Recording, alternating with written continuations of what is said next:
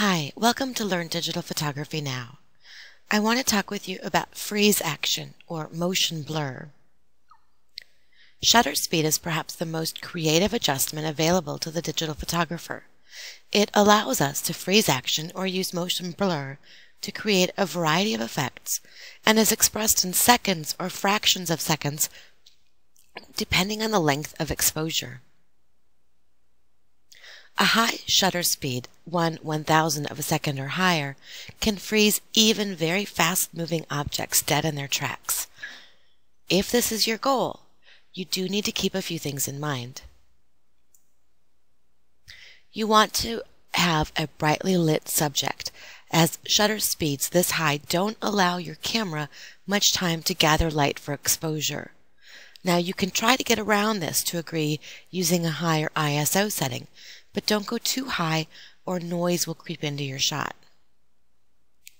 If possible, set up your shot by having your camera focused on the spot where your subject is going to pass by. This allows you to concentrate on timing your subject's approach, giving you a better chance to trip the shutter at just the right moment. Now, medium shutter speeds, 1/20th of a second to 1/80th of a second, can be used to create motion blur when photographing moving objects. This gives the photo a sense of life and motion. Now, here are a few ways you can approach this type of motion blur. With your camera stationary, trip the shutter as a moving subject passes by.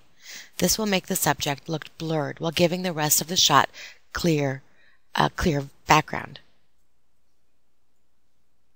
Follow your subject through the viewfinder in a smooth sweeping motion as it approaches and trip the shutter as your subject goes by. Now this is called panning. This method will keep your subject relatively clear, but will blur the background, giving an overall sense of speed and movement. The timing on this one takes a little bit of practice, but the results are definitely worthwhile. When shooting a stationary subject, purposely move your camera in a sleeping or circular motion to create a blur of colors and lines. Now this is a lot of fun and can provide some very interesting abstract results. Low shutter speeds at 1/8 of a second up to 30 seconds and beyond can be used to create a variety of effects. Now, for most of these long exposures, a tripod or some other means of keeping the camera perfectly still is necessary. Moving water looks smooth and silky when shot at shutter speeds of about 1/8 of a second or more. The longer the exposure, the more pronounced the effect.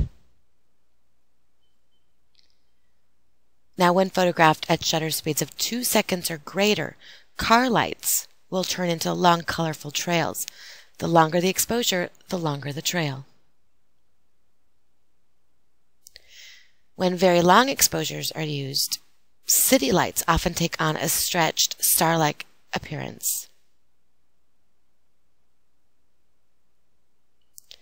Photographing city lights at a shutter speed of 1/15th of a second or so, either from a moving vehicle or while walking, can give you some really interesting, colorful abstract.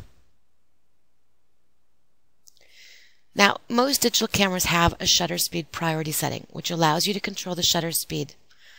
It can open up a whole new world, and it's a lot of fun if you simply try it. For some tips on how to use your digital camera like a pro and to receive an insider look at the latest digital cameras, go to www.learndigitalphotography.now to get your own free digital photography report.